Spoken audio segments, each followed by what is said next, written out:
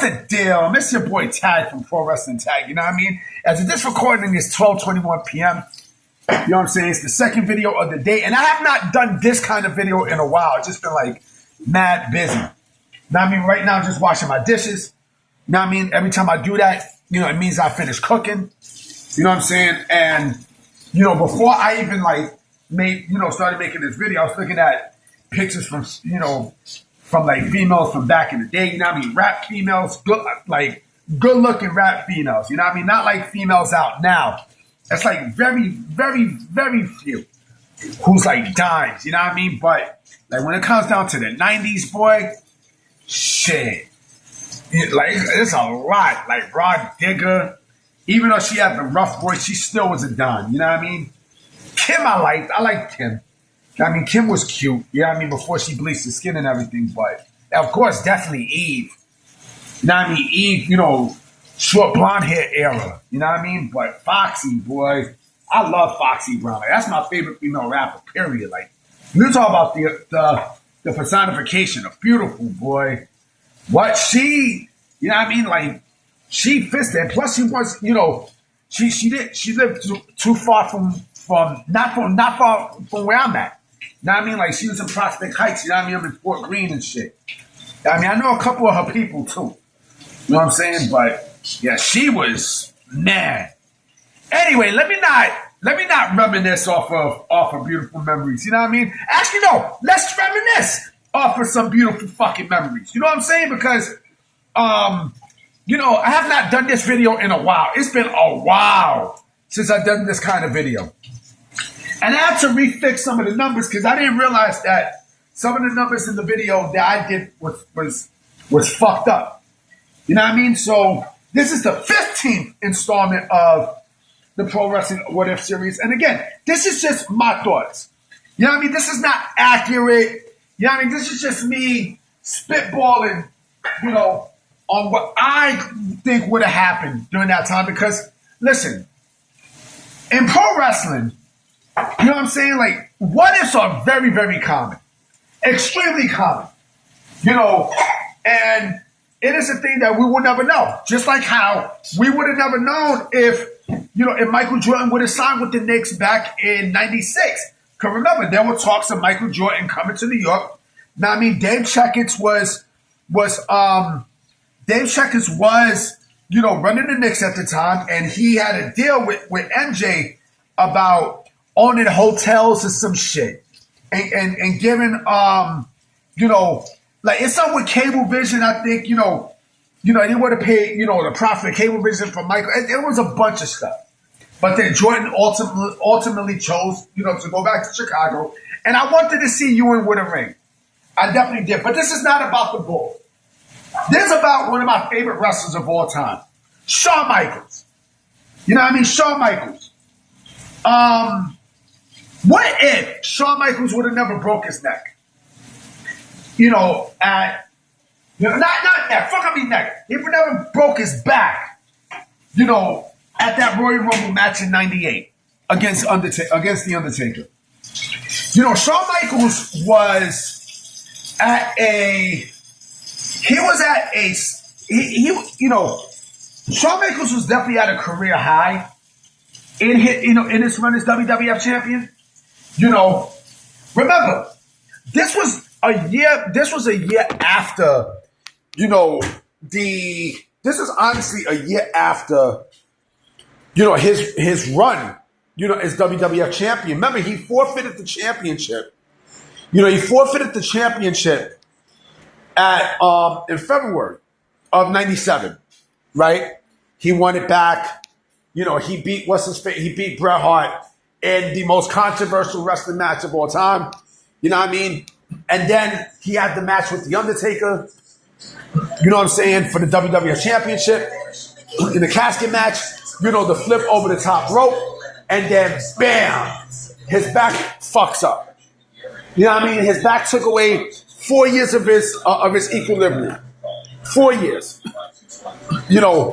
But what would have happened if he would have never got flipped over and would have been healthy to continue on? That's a very interesting question.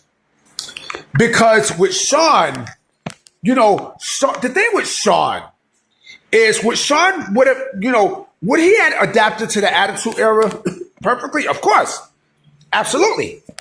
No doubt about it. You know what I mean? Like Shawn Michaels to me epitomizes what the Attitude Era was about, right? But we're talking about competition, right? You gotta wonder, would Steve Austin and The Rock be in the same position that they were when Shawn Michaels left? That's an interesting question you got to ask yourself. You know what I mean? Steve Austin would have definitely been in that position, no doubt about it. Now, I mean, he still would have been, over like there's no tomorrow. He still would have been the most popular wrestler on the roster. What about The Rock? That's the thing. Eventually, Shawn Michaels would have to wrestle The Rock. Now, I mean, remember, Rock had turned heel. And Rock was getting big in popularity, right? So with Rock, Rock had, with Shawn Michaels and Rock, I know there were issues between both. Business would have taken place.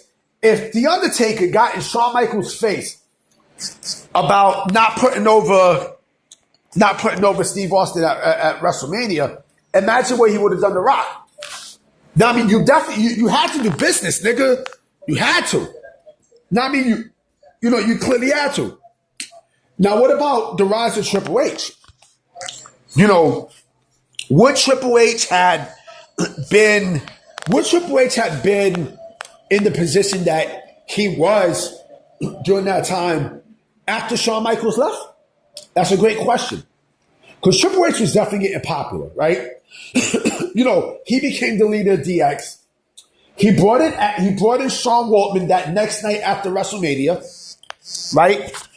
So, he created the brand new DX with him, Waltman and the New Age Outlaws, right?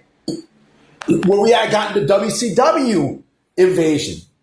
Good question. Especially if Shawn Michaels was there. Good question. I don't know. I honestly don't know. Will we still, see that? Yeah, I do believe so. I believe so. I strongly believe so. But what about other ventures? Like, Shawn Michaels would have been a little bit more extreme if he was there. No doubt about it. No doubt about it. Because we're talking about 98, 99, 2000, and 2001. Right? Where he has started his own wrestling promotion. That's the thing you also got to think about. Because think about this too. And I know what I'm about to say is going to be a little controversial. If Shawn Michaels continued wrestling, there would have been no Bryan Danielson. Yeah, there would have been no Bryan Danielson. Clearly. Because that was Shawn Michaels' student. Right? But also think about this too. The ultimate question. The drugs. The drugs. You know what I mean? The drugs. Shawn Michaels was heavy on drugs. You know what I mean? He was very, very heavy. And so, the 4-year break, to be honest, might have saved his life. Because who knows, how long he would have been going, in the ring during those 4 years. And, like night after night on the road, bumping and everything and then taking drugs. That's something you have to think about too.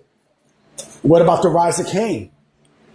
What about the rise of Kane? What about the Undertaker's role as a bad guy? So you got to think about these things. Owen Hart. Owen fucking Hart. So what I think Shawn Michaels would have definitely won another world champ. Mick Foley. He definitely would have put fucking Mick Foley over. Now, they had great chemistry.